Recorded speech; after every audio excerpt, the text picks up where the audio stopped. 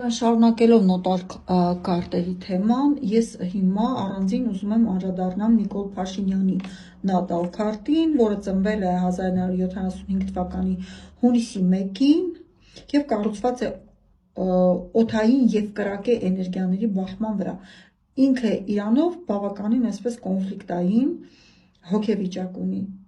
Արևը գտնվում է երկօրյակներում, սա բերում է իրան հաղորդակցություն և համարվում է իր քարտի կենտրոնը։ Երկօրյակները օդային նշան են, ինչը տալիս է խոսքի ուժ, մարդը տիրապետում է լսարանի հետ աշխատելու տեխնիկային և արագաշարժ և ճկուն լեզվին ու մտքին։ Փոփոխականությունը նա կարող է վայրկյանների ընթացքում փոխել մարտավարությունը կամ իր կարծիքը կախված տվյալ իրավիճակից։ Ինֆորմացիայի տիրապետումը կարողանում է մեծ ծավալի տեղեկություն մշակել և այն մատուցել պարզ լեզվով։ Լուսինը ձկների նշանում հաղորդում է էմոցիոնալ քաոս։ Լուսինը պատասխանատու է ներքին աշխարհի բնազդների համար։ Ինտուիցիա,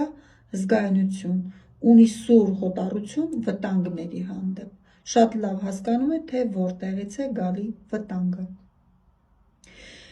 Իռացիոնալություն, երբեմն որոշումները կայանում են ոչ թե տրամաբանությամբ, արևը երկօրյակում չի օգտագործում ինքը, այլ ներքին հույզերով, այստեղ ավելի շատ այսպես ձուկն ու կրակն են առաջ գալի, ինչը հաճախ հանգեցնում է հակասական քայլերի։ Ունի զոհաբերության բնազդ, նա իրեն հաճախ համարում է մեսիա կամ մարդ, որը պետք է տառապի հանուն ինչ-որ գաղափարների։ Մարսը խոյի նշանում բերում է իրան ագրեսիվ գործողությունների։ Սա նրա քարտի ամենաակտիվ կետն է համարվում։ Մարտական ոգի, Մարսը խոյի մեջ իր տանն է։ Դա տալիս է անկախություն, բայց նաև իմպուլսիվություն։ Նա չի խորշում բախումներից, ընդհակառակը կոնֆլիկտի մեջ իրեն ավելի լավ է զգում, այսինքն նա այն մարդն է, որ կոնֆլիկտից էներգիա է ստանում, քան խաղաղ պայմաններում։ Ուստի ինքը այդ իր խաղաղության պայմանագիր կամ խաղաղություն Հայաստանին բերել, դա իր ոճը ինքը չի կարող այդպես ապրել, ինքը պետք է կոնֆլիկտներ ստեղծի, որովհետև իր ծրագիրը այնպես է, որ ինքը դրանից էներգիա է ստանում, բախումներից, իր հետ կոնֆլիկտ գնալուց, ինքը արտահայտում է իր ցասումը, իր ամեն ինչը և այդպես դատարկվում ու հանգստանում է։ Մերկուրին երկօրյակներում գերհզոր միտք է տալիս իրեն։ Եվ դա իր ուժեղ դիրքն է համարվում։ Սա նշանակում է, որ նա գլխավոր զենքը ընդամենը իր լեզուն է։ Նա կարող է համոզել, մանիպուլյացիաներ անել, ոգեշնչել միայն խոսքի միջոցով։ 2026 թվականի հեռանկարը տրանզիտները, 2026 թվականի Փաշինյանի քարտում լինելու է լուրջ ցնցումներ, ասել եմ այդ մասին։ Ուրանի ազդեցությունը կլինի նրա արևի հետ բարդ ասպեկտում, սա նշանակում է կտրուկ և անկանխատեսելի ավարտ կամ իրավիճակի շրջադարձ, որը նա չի կարողանալու վերահսկել։ Սատուրնի ճնշումը կլինի խոյի նշանում, սեղմելով նրա Մարսը։ Դա նշանակում է ուժային կառույցների կամ օրենքների կողմից խիստ սահմանափակումներ և էներգիայի կորուստ։ Եթե Քոչարյանի քարտը սառը հաշվարկի մասին է, ապա Փաշինյանը քաոսային էներգիայի և խոսքի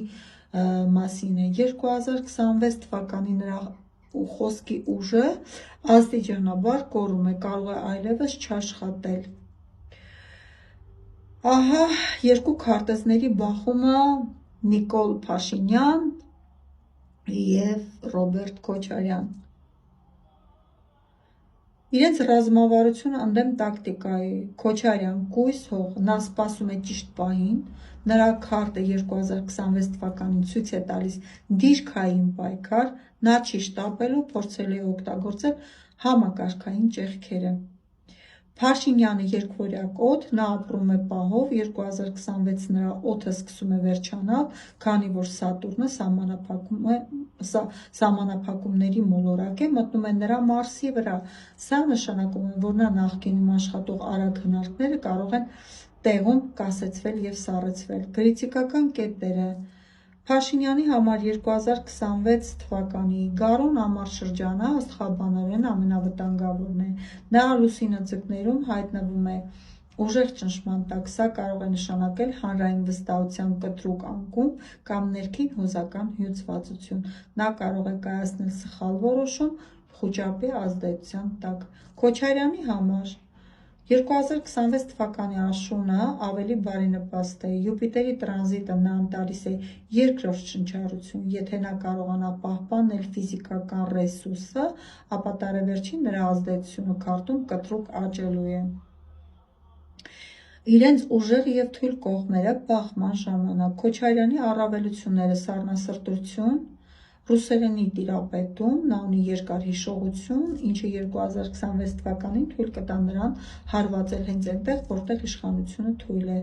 Փաշինյանի առավելություն, մինչև վերջին պահը մանիպուլացնելու ունակություն, բայց 2026 թվականի աստղերը դասավորում են այնպես, որ նրա բախտի գործոնը,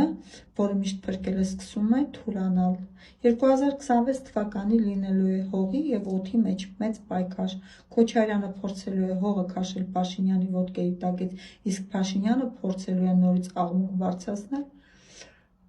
օդում, սակայն աստղաբանորեն 2026 թվականի էներգետիկան ավելի շատ պահանջում է կայունություն, հող, քան աղմուկ օդ, ինչը փոքրիկ առավելություն է տալիս նաև Քոչարյանի տիպին։ Ես ուզում եմ նաև անեմ իրենց թվագիտական հաշվարկը։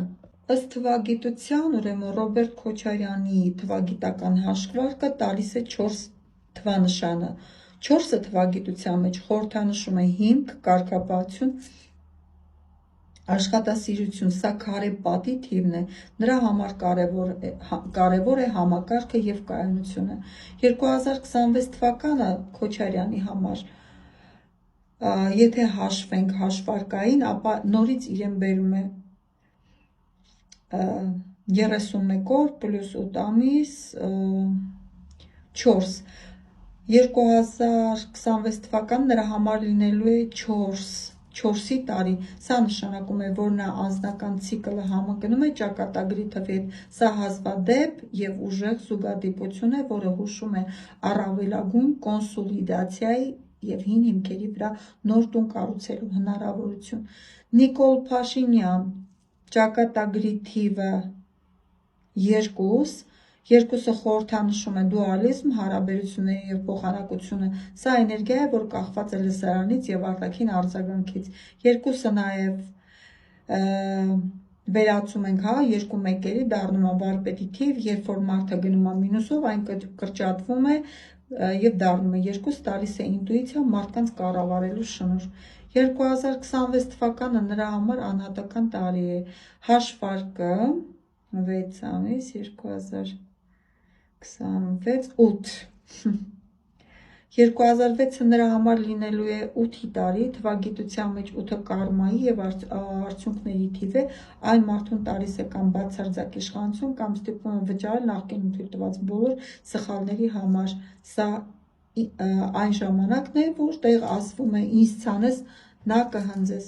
2026 թվականի ընդհանուր թիվը կազմում է 1։ Սա նոր սկիզբ է, նոր առաջնորդի և նոր էջի տարի է։ Քոչարյանի 4-ի համար 1-ը նշանակում է կայուն հիմքի վրա նոր գործողություն սկսել։ Փաշինյանի 8-ի համար տարի նշանակում է իշխանության համար ծայրահեղ պայքար, որտեղ սխալվելու իրավունք այլևս չունի։